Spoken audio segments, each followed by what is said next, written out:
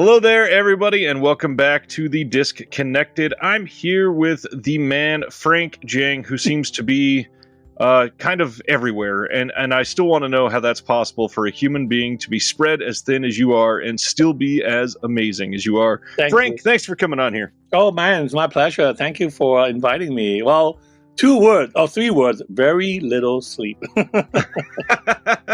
As we're recording this, it's 10:30 at night where I am, and I got to work in 7.5 hours, but I do the same exact thing as you. Life is lived best on the edge for myself, and I'm curious how you get everything done. So we're going to dive into everything. For those that don't know, you're kind of like one of the godfathers of Asian home video. Can you explain your background of what you've done for us for the last couple decades? Godfather. Yes. No. Let's not be so humble, Frank. Come on.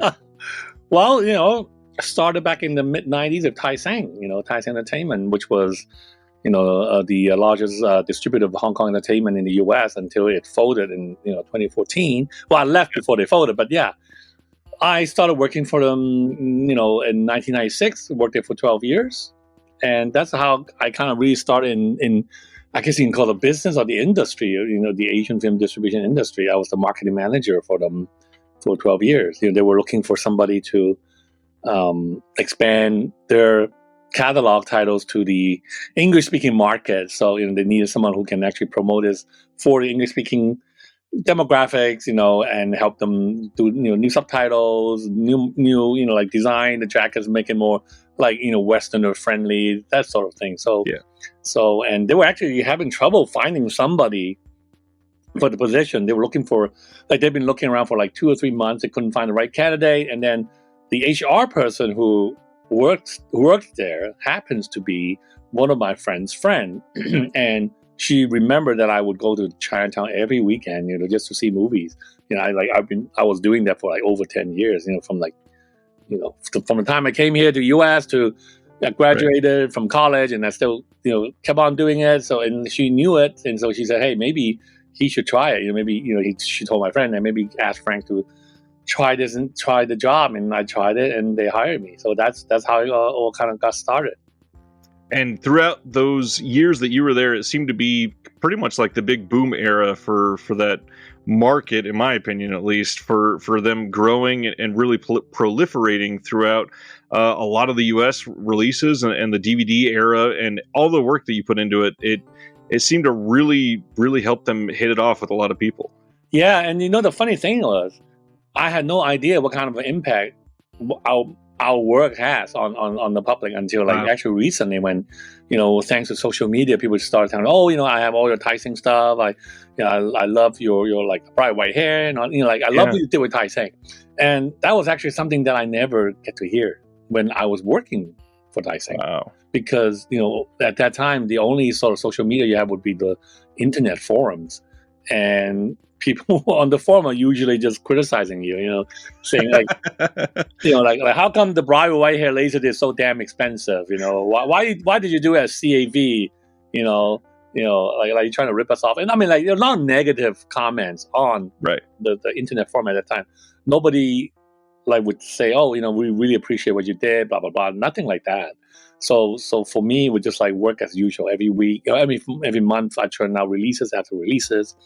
So it was only until after I started doing these commentary for the UK boutique label, and then, on then joining various like Facebook groups and stuff, then I began getting these comments from folks that like, I grew up watching the Djeng stuff. I still have like the VHS. I still have Part A and Part B. That sort of thing. But back then it was really just complaining, why are you doing Part A and Part B? And then like try to explain, it's for rental market, blah blah blah. Of course they don't, they didn't listen. They're just still complaining. But now it's almost like a nostalgia kind of thing to have a VHS and a Part A and Part B to split Drunken Master 2 into 2 tapes, So no, it's actually very gratifying to finally realize at least some sort of impact that I have on the people who love these kind of films, and to get that recognition 10 years after I left Djeng, to me that was really I was really heartened by that.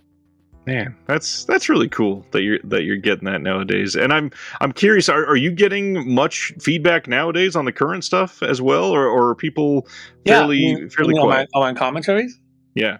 Yeah. No, I mean, of course, there are those who complimented me, which I really thank them. There were a few that kind of give me some positive criticism, which I find very constructive. For instance, somebody I think actually a few months ago, I accidentally read some posts that talk about my Mr. Vampire commentary, and the person mentioned one thing that I didn't do was the fact that I didn't explain all the Chinese funeral customs that you saw in the film. See, to a Chinese like me, it's like this is second nature. Like it's normal, yeah. It's normal. So why do I need to explain it? Exactly. Why do I need to explain Lam Cheng Ying throwing paper money? I mean, obviously the paper money is for the dead, right? That sort of thing. But hey, since somebody said, well, I don't know what that means, then okay, right. Well, I'll try to rectify that. And that's why when I did the Dead in the Delhi commentary, which also have similar like Chinese funeral rituals and stuff, I try to explain as much as possible where these monks is doing the overnight service to kind of like help the spirit go to the other stuff. Like what the paper, all those paper gifts mean, like the paper bridges, and like these are all like offerings for the dead. And so I try to explain what those are rather than just kind of just go right by like I did in Mr. Vampire, because to me it was like I thought that was obvious enough that you don't need to explain. Yeah.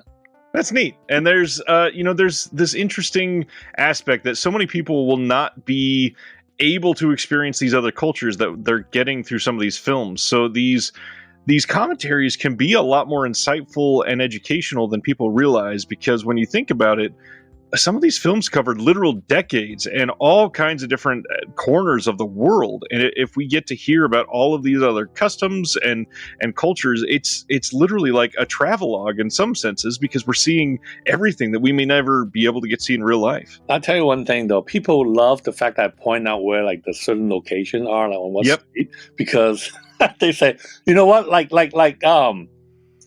I mentioned, the restaurant in Ebola syndrome is on, on Waterloo Road. Yep. But it's no longer there. But actually, I say it's like on 67 Waterloo Road, and I will have people like messaging me saying, you know what? I actually went to Google Maps and looked for that place. I said, oh, it's gone, But they just love knowing where they are, so that they can go to Google Maps and like search for it. Which I'm glad. I'm glad. Like I mentioned before, like the one thing that I try to do the most in my commentaries is to point out things that a Westerner probably wouldn't know had they understand Chinese, because these are things that were covered in Chinese articles or interviews that are not covered in the Western press. So that's what I try to do. That's why I try to cover as much as possible, so that I guess it's because of my nature as also a librarian. My side job is also a librarian. So it's like the librarian in me. I'm trying to help. I'm trying to give you knowledge. I'm trying to do a teachable moment. So yeah, to me, the commentaries are kind of like reference, like answering a question. So it's kind of like a teachable moment, but for fans of Hong Kong cinema. I want them to know more. I want them to understand what's behind it, especially not just on location, not just on the history of Hong Kong, but also on wordplay, like on what they're saying, what they mean, all that jazz. The translations don't always line up in such an easy way. So the commentaries, especially from you, have been helpful in a way that before I started listening to them, I wasn't really prepared for that sort of education, but it has helped so much to be able to watch them again. And with that insight, just appreciate it like 10% more, which makes the movie just that much better. And it's so great to be able to just understand these in a way that you really dive in, and it helps on repeat viewings in ways that I didn't expect. Oh, I'm so glad to hear that. Yeah. I try to I try to find a nice balance between I guess scholarly or academic or educational, like I say, and entertaining. And I want you to learn, but I don't want you to be bored by my commentary. I don't want to sound just like your highbrow scholar or whatever that that just lecture you. I don't want to lecture you. I guess that's the main point.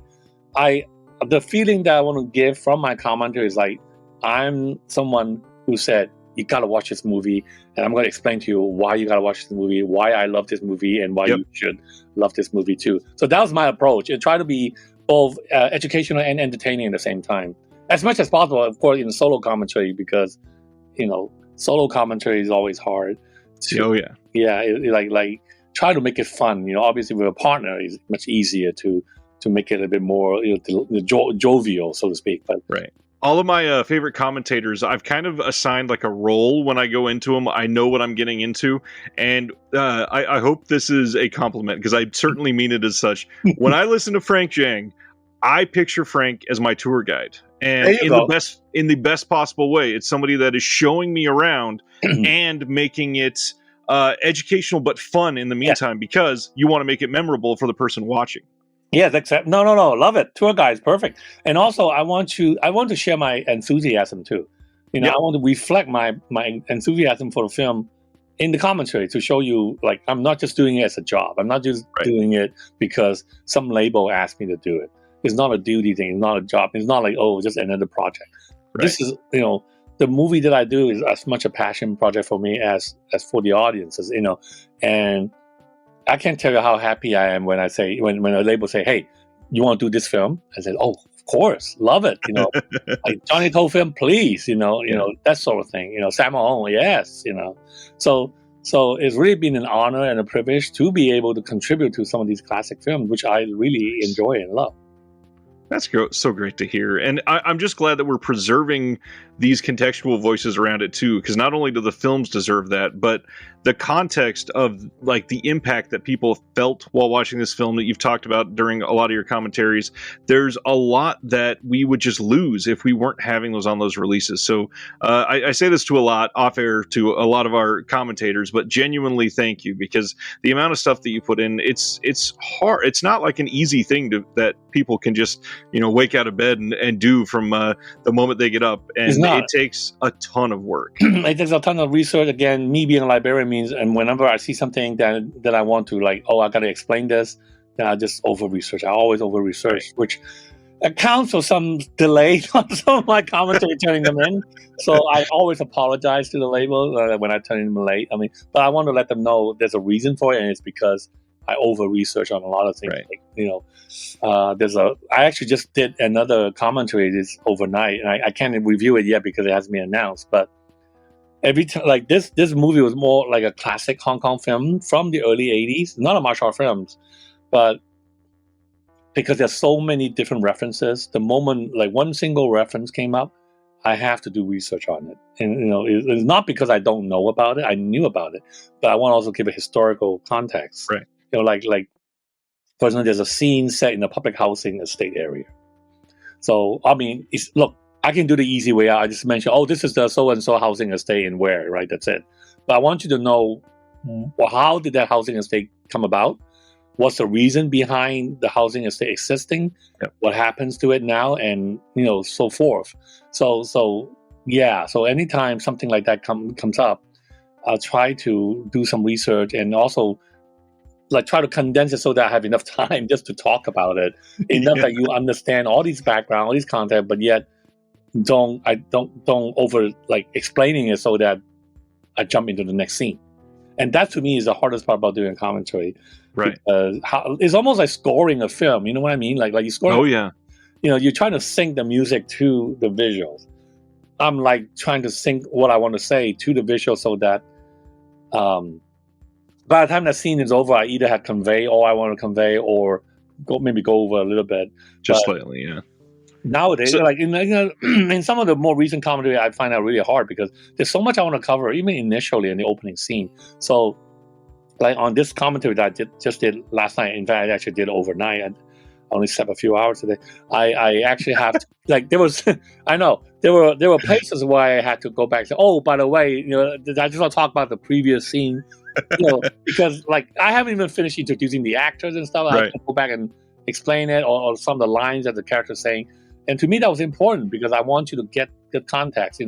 Like this film, I'm talking about, there were a lot of phrases that were used because of how popular they were during that era. In the 80s. So I have to explain why the character was saying that line and where it came from and all that jazz. So they at least get a little idea of the cultural aspect of the film. Because these are really historical documents. These are like a glimpse into the past. So I think it's important for the younger people who never experienced that era. Definitely. Okay, this is actually something important back then, or this is something very popular back then. For instance, in this film, this film is very serious throughout, but in the middle there's a music video, and, and it's kind of jarring, because this film is totally serious drama stuff, and all of a Yep. sudden you have a music video, and I have to explain why there's a music video, because during the 80s, that's how they promote the song. Yeah. To promote the song, they have to play it during the film, so that once the audience has finished watching the film, they will go out and go to the record store and buy the record, buy the album, buy the cassette, or what have you. So that's why they have, no matter what kind of genre your film has, comedy, whatever, you must have a music video. It's that sort of thing. And a lot of these are either like nearing 40 years old, and the history behind these, even if you did, happen to remember a lot of those things, a lot of it, you're not going to remember all the details. So I imagine there's a ton of research, even to the most minute, tiny things in these. But the cool thing, you're kind of revealing these to like your second generation of home video viewers with everything that you've done in your life. And just somebody like you, the history that you've lived through and been able to witness in cinema is such a cool and just insightful thing. So listening to you, it's always incredible to hear, the things that you describe that have changed over time. That's one of the biggest things. Is this how it was in the 80s, and now it's completely abandoned or whatever? Yeah. You go into great detail, and I'm curious, with the amount of research that it seems that you do, how long from literal start to finish of a commentary, how much work do you think you're actually putting in? Usually I try to give myself at least like 1 to 2 weeks for research. Yeah. And then I write the script, and then I do it. Wow. With the workload I've been getting, it's been getting impossible. Yeah. I finished the research and the script for this latest one that I did in 3 days. Whoa. That is way different for Frank. Holy cow. It was late. One, it was late already. Yeah. Two, I have 8 other commentaries I need to finish before the end of the year. And I'm not complaining. I'm not complaining, and it's not because of the job. It's because I'm so glad that there's so many labels putting out so many of these classic films. Yep. And to be able to contribute to them is really an honor. And also, you mentioned the second generation. To me, this is like a second renaissance. We had, at least obviously, I didn't go through the UK heydays with, Eastern Heroes, Hong Kong Legends. Yeah. And then I know how big they were. They were kind of big deal. They were back then. But with me, initially, in the 90s, we have Tai-Seng, we have Xenon, Crash Cinema, So we've gone through a similar kind of wave. And now we have this second wave, which to me is even better. I wish Tai-Seng was like that, with Blu-ray and all these remasters. Yeah. I look at the work I've done on Briar Whitehair Laserdisc, and then I look at the Eureka Briar Whitehair, the Tai-Seng is shit. Right. quality-wise. But back then, everyone was like, "Oh, it's beautiful." It was great. But of course, now you can see in HD, color graded, nice sound, all remastered. It's like this is actually much better. This is much better. What I'm doing is much more deserving, because the film is now presented in such a quality way. Yeah. That it kind of they really go hand in hand. And also, and because of the fact that these films are now so nicely remastered, I really have to kind of increase my game, so to speak. I got to go even one step and beyond to really make sure that the commentary matches the quality of the film. That's awesome. And it reflects that. You can tell that you're putting that much into it. You mentioned the librarian aspect. So for those that don't know, what all are you doing nowadays? Because it seems like you are on the clock literally 24/7. And it's actually probably 36 hours a day, 7 days a week with what you do. Yeah, I have 2 jobs in addition to what I'm doing, for the film. I have a full-time job working as a tech support guy for the government. So it's mostly, luckily right now, the majority of the job is working from home, obviously, because tech support, you don't really need to go to the office. So that, that's good. And then, that cuts my commute time. I'm not saying that I work my movie stuff during my, regular job. It's impossible to be honest with you, it's impossible. Yeah. Because as a tech support guy, you get all these help, uninterrupted. So no, what I'm trying to say is the fact that I'm working from home for my main job really helps me in eliminating my commute time, so that I actually have more time to do other things, right? normally if I go, like, let's say if I have to go to the office, it would take me 2.5 hours. Jeez. Yeah, just for commuting, taking the public transportation, traffic, and all that stuff.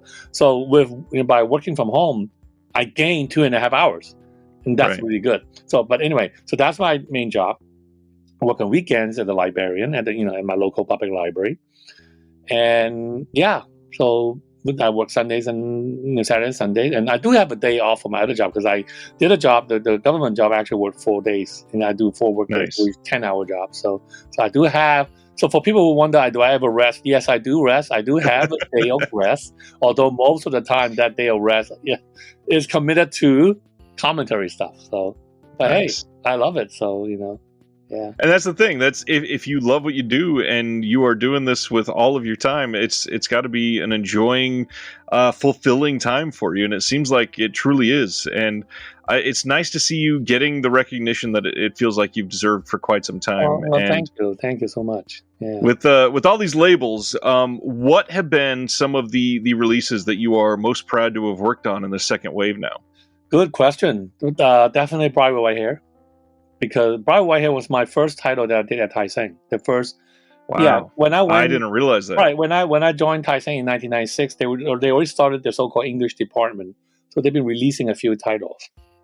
So when I joined, they already have 4 titles done. Done meaning everything's done.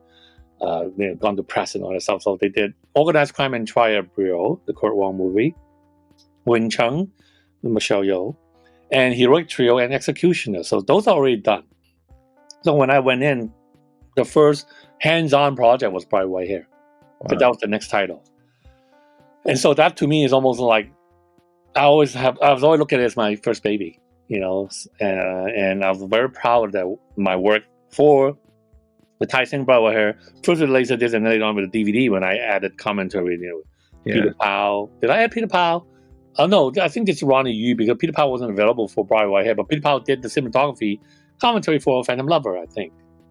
I forgot. Anyway, Peter Powell did one commentary. Ronnie Yu did both. Okay, Ronnie Yu did both Bright and Phantom Lover. But anyway, so I was able so it's like this. So when Taiseng did the DVD for Bright, I was able to go back and add stuff. Add the commentary. So now and then when Eureka said, "Oh, we're gonna do Bright White Hair," I said, "Oh my God, this is like it's full circle." I want a full circle, and I want to make this like the definitive version.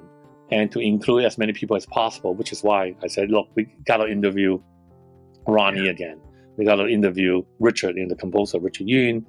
We got to at least, I know, we should interview the people that know who are around.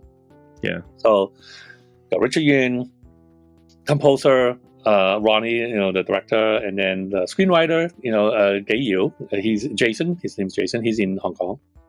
Zhou Tai, the actor who played Leslie Zheng's little brother in the film. And yeah, so that was something that I was really proud of because all that interview stuff were done in a month and a half. 5 interviews, I believe. Wow. Were done in 5 weeks. 5 interviews done in 5 weeks, a month and a half. And then of course we realized the master was totally screwed up color-wise because when they did the 4K remastering, Hong Kong did the remastering. For whatever reason, the colorists thought the color wasn't right. They said, "Oh, this is not natural. It's too blue, too saturated. Let's make it natural." So then, instead of having this sea of blue, which Peter Powell intended all along, Peter Powell and Ronnie intended all along, and which I preserve it in the Bright White Hair. The Taiseng Laserdisc and DVD. They change everything to green, like urine yellow or what have you.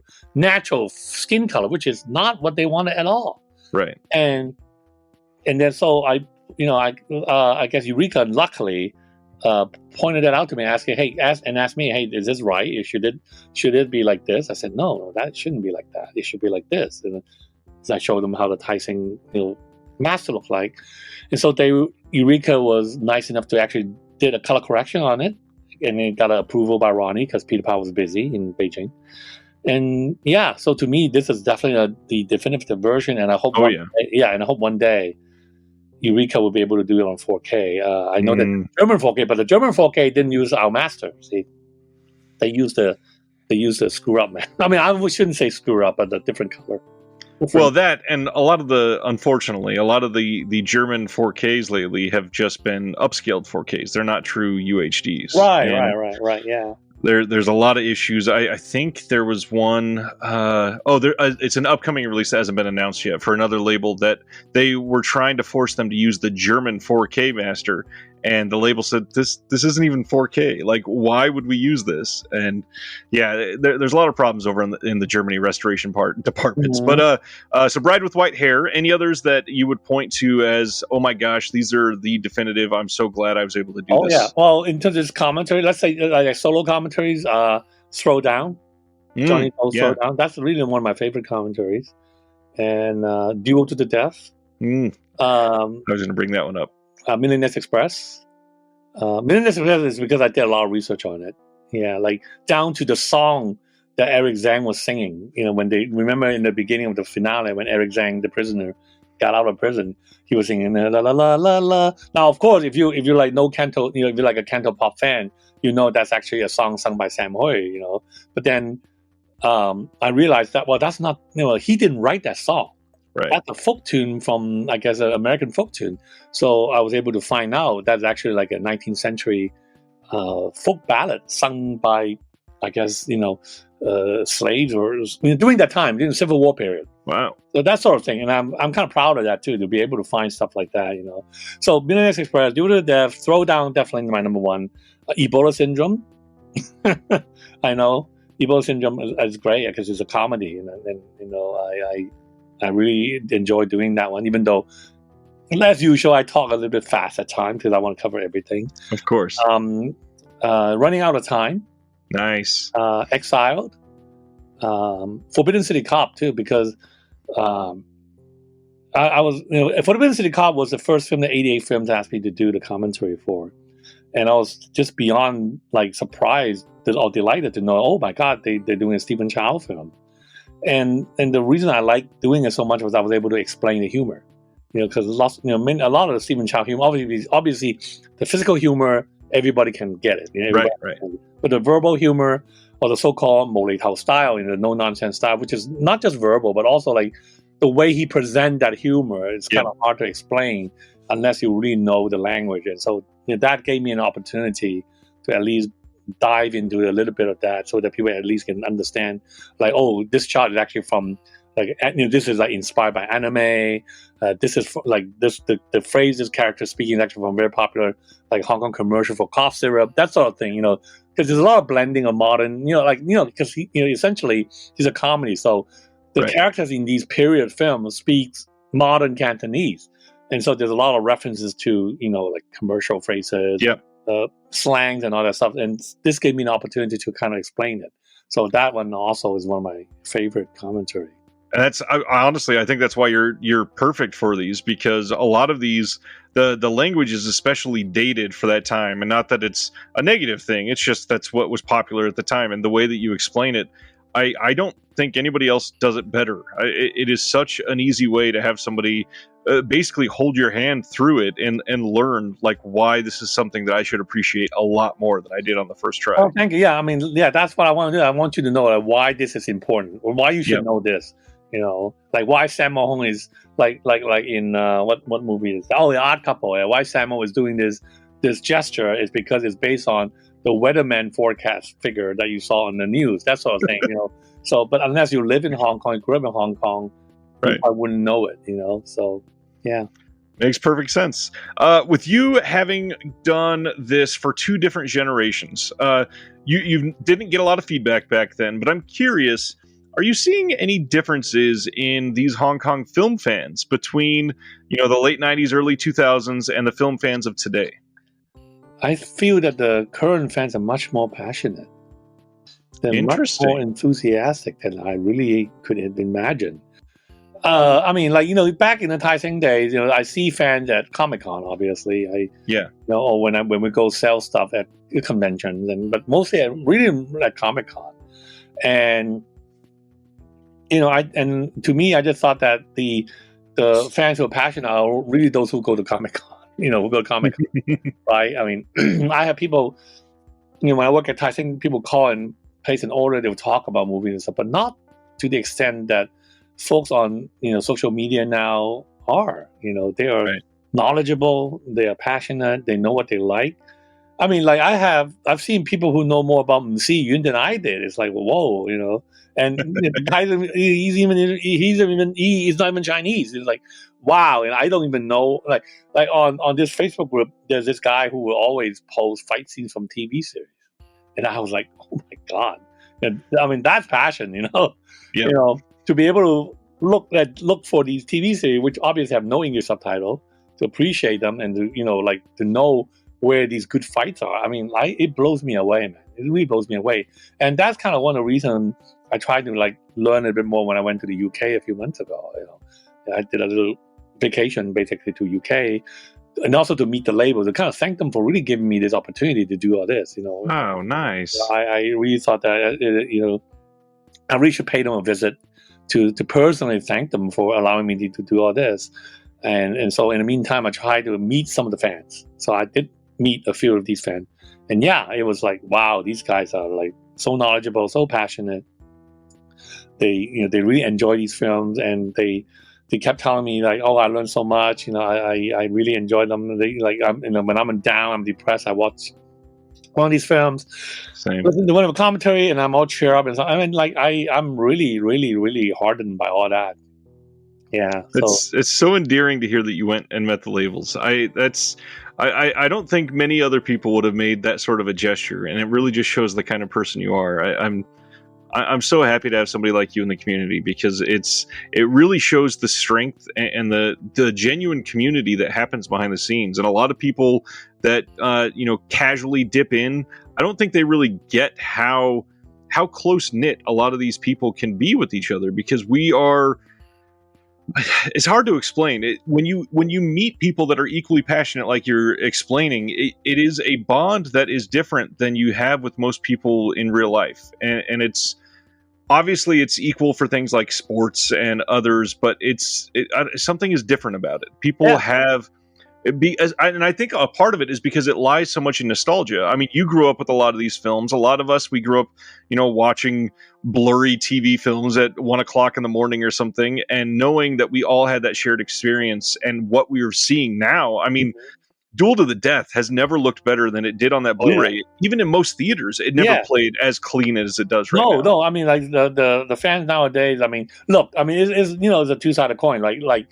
There are people who are like, oh, I never, I wish I could have seen these in Chinatown theaters, like to enjoy this community experience. But hey, I mean, it was crappy quality back then, a lot of scratches, a lot of missing frames and stuff. You were seeing this film in such pristine condition, like they were shot yesterday. So it is kind of like, it's a compromise, right? You give up the community experience of a crowd sharing the experience, but then you get to see the film in such a great condition that the way the filmmakers intended. So in a way, I mean, maybe it's not a fair trade-off, but at least, hey, it is. I mean, like I said, like you said, these films hardly look any better now than they did even when they were released. And I think the closest we can still get to this kind of community experience is to go to conventions. That's why we do, like me and Rick Myers, we do the Comic-Con thing every year. We want to do that. We want to get the experience again, to have this big crowd watching these classic scenes and stuff. And like Duel to the Death, like we have our 25th anniversary panel this year. Hard to imagine. We started back in 1997 or 98. We did a 25th anniversary edition. And of course, I said, we got to show Duel to the Death. We got to show it, because when we initially showed Duel to the Death in the late 90s at Comic-Con, the whole place like erupted, with all these yells and screams and applause and stuff. So I said, look, I got to show one scene from Duel to the Death. And it's the same impact. People loved it. People were laughing, clapping, and that was like my way of trying to replicate the movie theater going experience for these films, because you can't do that anymore. There's no more Chinatown theaters; they're all gone. Wow. Even if you say, "Oh, I can," like if I go to Hong Kong, I might be able to do this, but Hong Kong audiences are not like Western audiences. They're much more behaved. They don't clap, they don't yell and stuff. They'll laugh at the jokes, obviously. They're much more enthusiastic for a Stephen Chow film than a Kung Fu film. But yeah, I was just trying to replicate that movie-going experience for the new generation, really. That's nice. I'm glad that you're bridging that gap. Another bridge that we can build here. You just bring up other types of Hong Kong films. Knowing how much you know about Hong Kong cinema, do you think there are any other genres of Hong Kong, or even just Asian cinema in general, that you think might be on the verge of coming to Western cinema through some of these labels that we might be seeing more of in the near future? Well, I'll be honest with you. For the next year, you're still going to see a lot of classic titles. That's good. Yeah, mostly classic titles. I guess I can't name the title, obviously, but I can name like some of the stars. I guess there'll be more Stephen Chow titles. There'll be more. More Johnny To titles. There'll be Jet Li titles, and there will be a few Jackie Chan titles, and maybe a Bruce Lee title or two. You know, so there will be still the old classics, or from the 80s and 90s and what have you. The newer films is a little bit less because the Hong Kong output has diminished so much. Especially in the recent years. With the national security law and then the new censorship amendment to the bill, the film censorship bill, which you can't badmouth the police. You really kind of cannot criticize the government anymore. You can have scenes that kind of provoke sedation, collusion, all that stuff. So a lot of the creative, creatively speaking, a lot of filmmakers' hands are tied. So you're kind of relegated to a certain genre of film. Like lately, I've noticed a lot of courtroom drama films, from Hong Kong. Sparring Partner, I think that's like the latest film, which Welgo actually bought it to my surprise, because Welgo usually buy kung fu film or martial arts film. Yeah. But they bought this called I think it's called a Sparring Partner, which is a courtroom drama film in like a murder thingy. But that's the kind of film they're making now, and they're really popular in Hong Kong right now. And I think I know why, because the filmmakers are trying to use these kind of genre to really comment on the current Hong Kong, the situation in Hong Kong. Yeah. So like in this film, The Sparring Partner, there's a character who talks just like Joshua Wong. And I think that kind of gives the local Hong Kong people a little bit of nostalgia. Well, yeah, he reminded me of Joshua Wong. Of course, he's been in jail for 2 years now, exactly 2 years. So yeah, it's this kind of nostalgia which kind of really boosted the Hong Kong box office. So you have this film, The Sparring Partner, which is actually a Category 3 courtroom drama film with some gruesome murder scenes and stuff. It's actually making tons of money in Hong Kong. And I think that they had elements like I mentioned in the film that kind of evoked this general sympathy among the Hong Kong moviegoers, to the point where they would go back and rewatch the film just to get that feeling. Right. So it's kind of a form of protest, basically. In a kind of form of artistic silent protest, I guess. Yes. Yeah. And so also comedies. There's a lot of comedy. There's 2 comedies that are making tons of money in Hong Kong right now, and both comedies kind of have this theme about the importance of family, and also they're dialogues like, it doesn't matter where we are, we're still a family. And of course, that talks to a lot of the the Hong Kongers who have left Hong Kong because of the the BNO visa scheme, which allows any Hong Kong resident with a BNO passport that they got before the handover, BNO, British National Overseas, to go to the UK. So before, it's really hard for you to just immigrate to the UK, but now as long as you have a BNO passport, you can just apply. Good to go. Yeah, so it became really, I wouldn't say low cost, but much more cost efficient way to go to the UK. And so in past year and a half or 2 years, over 300,000 Hong Kongers have gone to UK. So when you watch these comedies, for both overseas Hong Kongers and the local Hong Kongers, to hear dialogue like that, obviously it strikes a nerve. Wow. And I think that accounts for the popularity. So, but I don't see a lot of the labels probably buying these films, because obviously these are not as popular or as money making, so to speak, as your Jet Li or Stephen Chow, whatever your action films. Yeah. But obviously there's still a lot of films from back. Especially the 90s. I feel like there's a lot from the 90s that we still haven't even started to barely dip into, and I think in the next probably 2 or 3 years we're going to see some of those start coming out. Definitely. I'm curious. You've done a lot with Eureka and 88. Are there any other labels that seem to be suddenly taking up a lot of your time? Yeah, no, I've done 3 commentaries for Arrow. Yeah, I did 2 for the Short Scope Volume 2 set. The Man Monkey Kung Fu and Barefoot Kid. I did an unannounced title for them, and Nice. actually I'll be doing another title this weekend for them. Good. It's a That's classic. good to hear. It's a classic that I'm so honored to do. That's great. Yeah. But I mean, we have so many labels jumping into the Hong Kong side of things. We've got even Vinegar Syndrome doing a lot of Hong Kong stuff. I did We've got I did two commentary for them. Yeah. Yeah. Yeah. Hopefully more of those coming from you soon. We'll see. Yeah. We've got Chameleon in Australia. They've been putting out some good titles. Let's see. We just had the Neon Eagle. Have you been following them? They got announced their side project to Cauldron and Mondo Macabro. No, I haven't. No. They're doing a Kill Butterfly Kill. That's And, a Taiwanese title, isn't it? That one is, yes. They've announced They've announced a partnership with IFD, the films from back then, but they said there are some Hong Kong films coming. So I think they're calling it trashy Asian titles is what they're going to focus on. But there's a lot right now. Are there any titles that nobody's announced, you haven't been able to do, it's not upcoming, that you would love to do, and maybe there's an issue with rights or elements or something like that you just might not be able to do? Well, like a wish list title. Obviously, more Johnny Toe. Like The Mission, The Longest Night, which I love. So obviously those. And then, well, what else? It's hard to say because obviously, you talk about titles that nobody has bought yet, so to speak. So yeah, so it's kind of hard to say. Unless I know. Okay. Swordsman 2, I would love to do. Swordsman 2 is such a hectic film.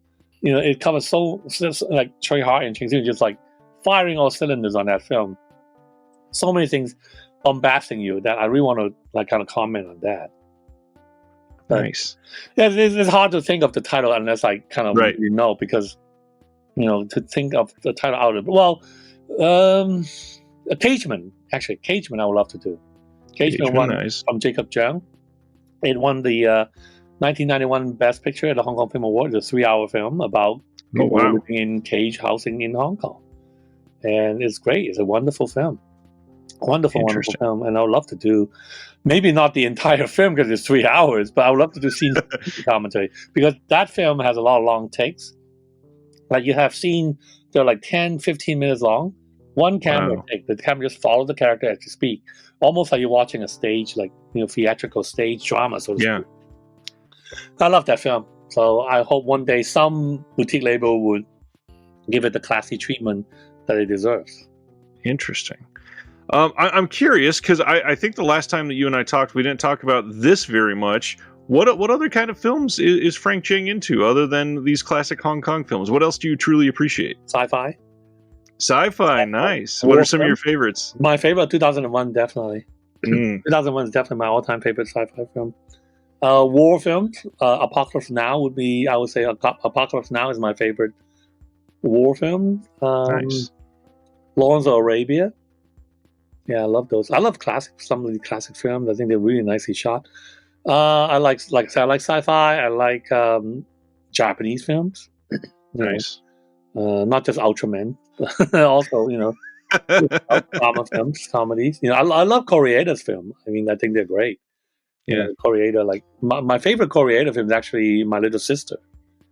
That is. I don't think I've had a chance to see that. That is a wonderful film. Nice. What else? Definitely not horror. I'm not a horror fan, unfortunately.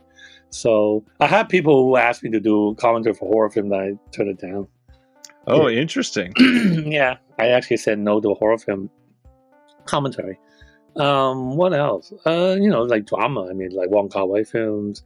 Well, but you said other than Hong Kong cinema, so I guess Japanese cinema, British cinema. I love British films. I like how they portray the middle class, like lower middle class. Yeah, I really like the way they like the Mike Leigh films, and even like current, like the recent. I saw Empire of Light last week. I love it. I thought it was great. A lot of boutiques are finally dipping into some of those classic British films. It feels like. Got Radiance is starting to do some good work with some of those old films. And I'm actually doing commentary for Radiance film. Oh wow, nice! Yeah, Fran is great. I had Fran on the channel just a couple months ago. That company is really going to be something special. I think. It feels so odd because we've been talking about them for so long and we don't have a single title in hand yet. But now it's finally, just a couple weeks away. We'll be able to see that very first one. So I'm very excited. Fran already asked me to do a commentary for a film. So excited. I hope to get it done on time.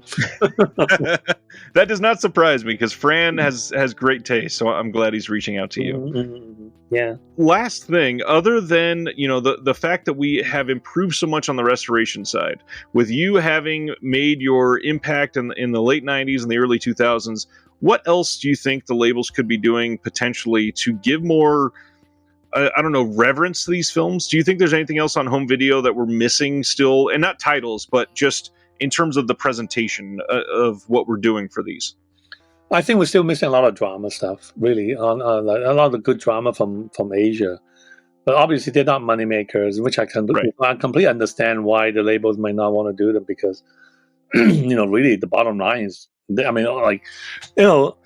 may be in the business of, preserving and promoting these films, but their main objective, of course, is still to make money. So I completely understand that, they wouldn't want to touch or they want to do some of these drama titles.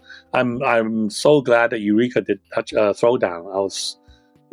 I was beyond, delighted that they did Throwdown because that's probably my favorite Johnny To film. It's hard to choose between Throwdown and Exile, but to me, Throwdown is just so special because it's really him trying to be Kurosawa, and yeah. It's films like that I think we should see more. Well, I hope to see more. Even films like Dream Lovers with Stephen Chow and Bridget Lin from the 80s. Some people think, oh, that's pretentious crap, but no, it's artsy. It is artsy. Okay, maybe it's pretentious, but it's artsy. But it deserves it. Yeah, it deserves.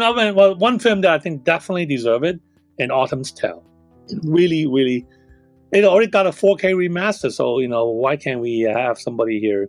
I mean, here meaning UK or the boutique labels just releasing it here so that people would know that, hey, Chow Yun-fat is more than just a guy holding two guns. You know what I mean? And how gorgeous Cherry Chung really is. That sort of thing. So yeah, definitely. And Autumn's Tale. Films like that I hope to see more from the labels. I think Eureka is trying to do something like that. They're trying to balance it so that they won't be perceived as just a label keep churning out kung fu stuff, action stuff. They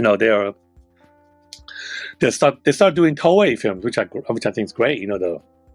They're doing Violent Streets, and then they're doing Bullet Train. I mean, not the Brad Pitt one, of course, but the Ken Takakura Bullet Train. Yeah. So it's films like that I want to see. I want to see more Japanese film, really. I mean, I know people like Arrow, label like Arrow has already done quite a lot of Japanese film, but it wouldn't hurt to do more, more Japanese. Well, that, and I feel like they've slowed down a lot. They were doing a lot of Japanese, and now it seems to be a lot more spread out. Arrow's had a kind of an odd year. A lot of what they used to be doing, it seems like they've had to put some stuff on pause. Well, I think maybe it has to do with some of the departures of the staff, I believe. Yeah. Right. So that's possible. So. But you mentioned Eureka, and it's really important to highlight them because they've done a lot for home video in the last couple of years, and a lot of people are kind of quiet about Eureka. The amount of stuff that they've been able to release in pristine quality with stuff to the gills, with extras, with titles that people never dreamed of getting releases like this is astonishing. And yet every single time they put out announcements, we get random people complaining like, all you're doing is Asian stuff, and all you're doing is when they put out the Cabinet of Dr. Caligari from the 20s, that all you're doing is this artsy black and white. Nobody cares. There's so many different tastes out there and so many different movies that we can all respect, that it should be that kind of community where we're all just supporting and lifting each other up. Exactly. Eureka to me is like the Criterion of UK. Absolutely. They have the massive cinema series. So why would you think they would just do kung fu title? Of course they have to do Cabinet of Dr. Caligari. Of course they have to do other films. They have to do artsy films because they have this massive cinema series for crying out loud, Right. So that label, they have that little series. Of course, that series is for films like that, and it's only healthy for a label to have a variety of genre. So in a way, and I think I'm telling the truth when Eureka's probably, doing all these kung fu action films so that they can do more of these, the rarer, the more non-money makers, the more Right. obscure films. So in a way, it kind of balances out things. That's, I think, hopefully that's their philosophy, that, okay, we have these mass market, pleasers, like, like Roy Warrior, Yes Madam, all these kung fu stuff. But then, and sales from these can help us bring out more stuff like Category or those animations things and all that stuff. And to me, like, that is a really healthy thing for a label, to have a variety. I mean, if you are just going to do action cinema, just change your name. Don't call yourself, just add like an Asian cinema or action thing label to your name. But Right. Yeah. But even other action, not necessarily action, but even just other Asian cinema that they've put out, that's not going to be big money makers, like the Joseph Kuo box set they put out. That probably never would have sold like crazy if they didn't have this presence that they've had for the last couple of years. Yeah, no, I'm really surprised that they did the Joseph Kuo box set. I think it's great. But first, I think it's great that they're highlighting Taiwanese martial art film that people like. Because, like, I was asking some of these fans, like, when you grew up watching these, do you know this is from Taiwan, this is from Hong Kong? Like, even people like Michael Worth, who I did commentary for, he said, sometimes I have no idea. I don't know this is from Taiwan. He said, I would know this from Taiwan because I know this was directed by Lee Zhou-nam, for instance. That's the only reason. Yeah, if this is a Lee Zhou-nam film, I know this from Taiwan because he knew Lee Zhou-nam is from Taiwan. So, but yeah, I mean, to put so much care on a Taiwanese director and to do such a mammoth box set with 8 titles, that's amazing. Yeah. And I'll tell you one other thing. That box set from planning to release, 3 months. 3 months. They approached me in August and said, look, we're doing this Joseph Kuo box set. We have 8 films. How many commentaries can you do? and I look at it like, you know what? I can only, I'll do 4. And I said, I got to do it with a partner. I can't do it by myself. No way. Right. It's impossible for me to just do research on 4 films within. I mean, we're saying they got released within 3 months, but really I have 2 months because they need a month to press and all that stuff. Look, Eureka turnaround time has always been super fast, which always amazes me. Like they can have me turn in stuff almost like just a little over a month before the street day. And that always amazes me. It's like, how can you do it? And then I just asked them. They just said, well, we just do it. They can even make changes during QC, by the way. Like, let us say they have a QC disc, and then they found like error in the subtitles. They can still fix it. It's like amazing. Wow. But anyway, going back to Joseph Kuo, it's like to have this box set and they say, oh, we want to release by November for the Christmas, so that for the Christmas sales. I said, I was thinking you guys are crazy, but we did it. We did it. And I was able to do it because I found partners in doing it. I had John Charles to do 2 of them with me, and Michael Worth did 2 of them with me. So, and I think that was the first time I actually started having partners doing commentary, and I really enjoy it too. Wow. Sharing is caring, okay?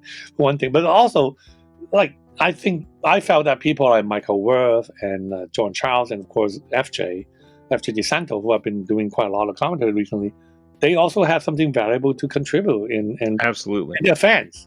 The main thing is they're fans, and and not just fans for fans' sake. They also have a good analysis, knowledge, and of the film itself, which I felt was like worthy of contributing. Like Michael Wood is also a filmmaker, and he's a cinematographer. So I love the fact that when we talk, he would talk about the visual aspect, like how all the scene is all done in one take, and had he not mentioned it, I wouldn't even notice it. That's all. And to me, that really added a lot of additional flavor to the commentary. Yeah, but I agree. Kuo set, man, that was crazy.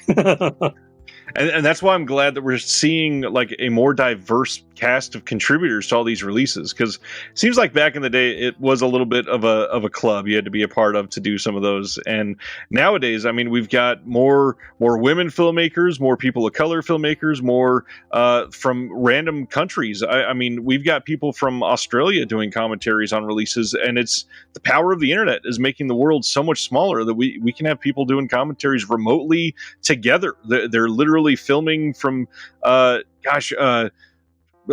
Howarth and Nathaniel Thompson and Eugenio Ercolani from Italy. They're all filming a commentary at the same time, and none of them are ever even in the same corner of the world. No, I mean, like the two John Charles, the two commentary on the Joseph Cole set I did, John Charles, it was done remotely because John Charles is in Toronto. And then I have two upcoming commentary, which I'm going to do with John Charles again, also remotely, from Toronto. So I mean, sometimes you just don't have a choice. You got to do it remotely. Otherwise you have to, even one of you have to fly over to. Right. I mean, I would always prefer doing them live with someone with me right next to me. That will always be the preference. But sometimes, you just have to do it. It's just like interviewing Ronnie Yu. Ronnie Yu was very hesitant to have a camera crew going to his home because that was, for Bright White Hair, because it was doing COVID. Right. Completely understandable. And so we thought, well, if we're okay, we do it by Zoom. We said sure, and that's how we did it. So Zoom is like a compromise. Remote interviews are a compromise, but hey, sometimes you just have to make it work, and that's how we did it. Or another way is to basically have the participant shoot themselves, so that you have a better quality of the interview to make it look like he was actually shot with a crew at his or her place, when it's actually the person shooting it themselves, like Richard did for Bright White Hair, like Joe Tai did for Bright White Hair. They shot their own interviews, sort of thing, with a high def camera and stuff, and it looks just like a crew doing it. So, yeah. The hard part, a lot of these filmmakers and contributors, these films are getting really old, and a lot of them are unwilling to do that, from what I've been hearing lately. I heard, I do have people turning down some interview for some of the titles. Yeah. So, I mean, not just age, but also like they worry about COVID, especially the Hong Kong talent. A lot of them, like during the Omicron, height of Omicron, a few talents actually turned down the interview request because they're out of fear for COVID. So it makes sense, and with how many lives it took, I mean, it had a huge impact. So that makes perfect sense. Mm-hmm. Frank, you've been fantastic. Thanks for coming back on here. I appreciate all the insight, and again, the contributions are timeless, necessary, and again, you're just the perfect tour guide, and I will continue to use that label because you are the man that makes you remember certain things about films as you rewatch them, and I wouldn't want it any other way. Thank you so much. Thank you, and I hope to get to do more next year. I did, like by the end of this year, I would have done close to 50 commentary just this year. 50 just in 2022. Yes, well, including the joint commentaries, of course, but still 50. So I don't think I'll be able to do 50 next year. I don't think there'll be that many films for me to do next year. And also, like you said, there are more people coming on board. Right. Like you look at like for instance, the Shout. Like you see the Shout Factory Jackie Chan collection. You have like David West and like the other guy. So, but you're seeing more contributors. Which is of course a good thing to have. But yeah, I mean, hopefully I'll get to still do as many films as the label will let me do next year, so that I can continue to share my, knowledge, my passion, so that you get to know the film a little bit more, so that you appreciate the film a little bit more, and hope you enjoy the film, more than you would normally do just by watching it. Well, some of the labels watch this, so hopefully that inspires them to keep calling you. Thanks for your time, Frank, and hope to have you on again someday. All right. Thank you. Take care. Thank you, sir.